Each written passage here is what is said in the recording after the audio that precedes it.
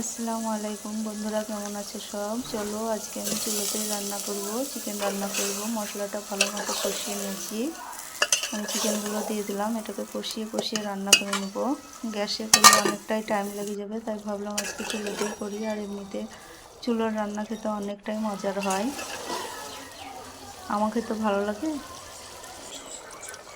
আর শাক সবজি করলে একটু টাইমটা বেশি লাগে, তার জন্য আমি গ্যাসে খুব কমই করি। আমি চুলোতেই রান্নাটা করি। এরকম চিকেন রান্না হয়ে গেছে, কত সুন্দর হয়েছে দেখতে। আর বাঁধাকপি আর পালং শাক এটাকে আমি কেটে নিয়েছি। অল্প পরিমাণে লবণ দিলাম, কারণ পানি বের হলে তখন বোঝা যাবে না কীরকম লবণটা লাগবে। হলুদ গুঁড়ো, মরিচ গুঁড়ো আর একটু আদা রসুন বাটা ছিল, ওটাও দিয়ে দিলাম। আদাটা না দিলেও হতো, কিন্তু আমি সবজি অ্যাড করব তার জন্য আদাটা দিয়েছি। শাকটা যদি শুধু ভাজি করা হয়, পালং শাক আর কপি, তাহলে আদাটা না দিলেও হয়, রসুনটা থেতো করে দিলেই হবে। আর কাঁচা মরিচ দিয়ে দিলাম। সবজির মধ্যে ছিল তোমার বেগুন, গাজর আর আলু। একসঙ্গে এটাকে আমি সেদ্ধ করে নেব।